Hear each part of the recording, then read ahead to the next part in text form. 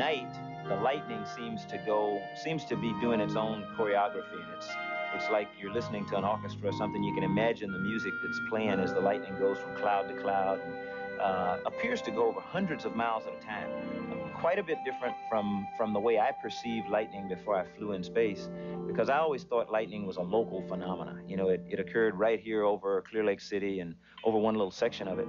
When you look down on it from space, it appears to go over hundreds, if not thousands of miles, and it seems like one bolt of lightning seems to excite another one somewhere else, and so it travels all over the place.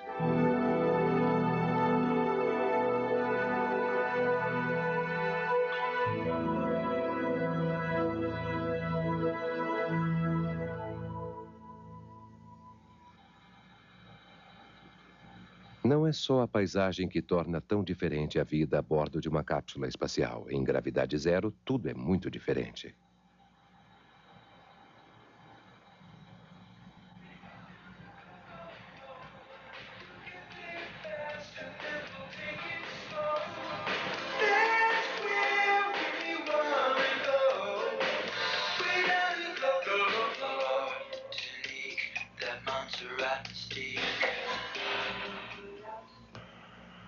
Good morning, Discovery.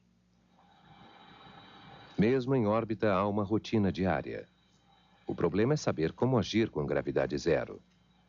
Vamos ouvir o que disse um astronauta numa entrevista coletiva.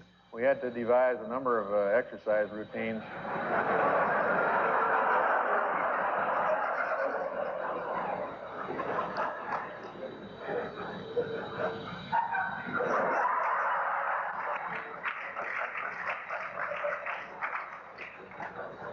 And, of course, Marines aren't happy unless they do their push-ups every day. That wasn't too tough, so, you know, look, one arm. And if you want to, you can do foot-ups.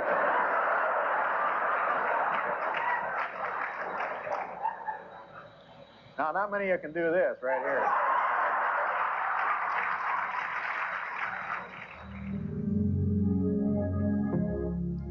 Depois voltamos às janelas, mas não há nada para ver. O trecho mais longo de nossa órbita ocorre sobre a vastidão do Oceano Pacífico, encoberto por formações de nuvens que às vezes chegam a se estender por milhares de quilômetros.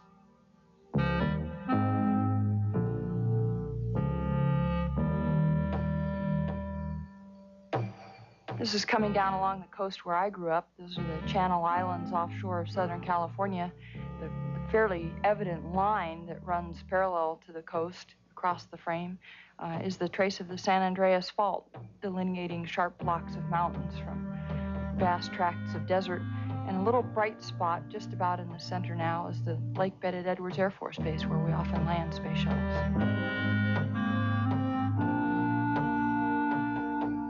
This is one of my favorite regions of the world here. The body of water surrounded by land in the center is the Gulf of California, or Sea of Cortez. The Pacific Ocean is the blue water along the northern or upper side of the frame here. My father has been going to a place in Baja, California to go fishing once or twice a year since somewhere back when I was in high school, I think. Still likes to get down there, and I've been with him occasionally. So whenever I get a chance to get a good shot of one of his fishing areas, it's very important that I do that. Quase 2.000 quilômetros ao norte, vemos o grande lago Salt. O lago Bear, no centro da tela, entre Utah e o sul de Idaho. À esquerda, entre desfiladeiros gelados, a cadeia de Wind River, no Wyoming.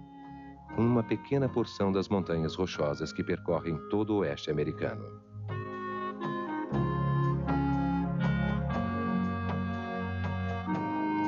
Agora sobrevoamos o meio-oeste, limitado ao norte por 3 dos grandes lagos. À esquerda, a ponta do lago Huron indica o lago Erie ao centro, e o lago Ontário estende-se para o leste. À direita da tela, o sol ilumina a rede de rios do Tennessee. E à distância, as cadeias montanhosas dos Allegheny e dos Apalaches separam as terras férteis da Virgínia e as planícies costeiras da Carolina do Norte. Completamos uma viagem em volta ao mundo. É hora agora de fechar a janela, procurar o Cabo Canaveral e nos prepararmos para a reentrada. Columbia, Houston, forecast winds remain unchanged. 240 at 16, gut 24. Those are within limits. You have a go for the burn. 6% Brian on lowest one, so no for the first PCS. Oh, it's getting red outside. Yeah, it's going to happen all at once. Pretty Look at that. Beautiful. Here we come. I don't want to leave. I honestly do not want to leave. When I see that deorbit day coming, I'm actually sorry to see it come. And my wife and I have a very close relationship, but the first time that I returned from space, I literally said to her as we were hugging each other when I had climbed off the vehicle, she said, "I'm really glad to see you." And I said, "Brenda, I wish I were back up there in orbit." Columbia, Houston, I see you on center line, on glide slope. Roger, copy. I wish we could share more readily, especially with younger people, that sense of the mystery and the fun and the drama of geography and the way that it ties together everything from natural history and natural science to human history and culture and language and everything that makes life on this planet. It's a delightful subject. Everybody is delighted when they get to experience geography from orbit, and I wish we could somehow inject that into the experience of geography in the classrooms and in homes on the Earth, so we would come to appreciate each other and know more about each other. You're looking at 250 knots, 240 knots, 230 knots, 220 knots, 210 knots, 200 knots.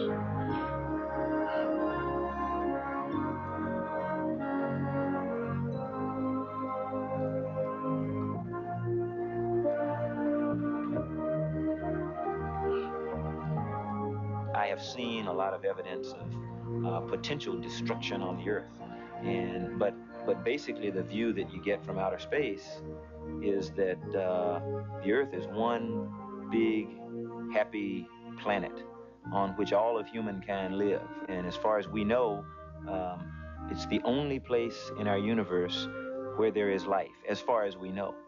And the perspective that you get from space is that it is happy, and it is one, and that there are no dividing lines between people or between nations.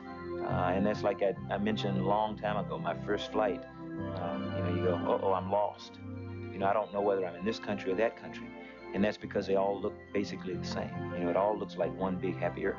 And then you wonder, why can't it be that way?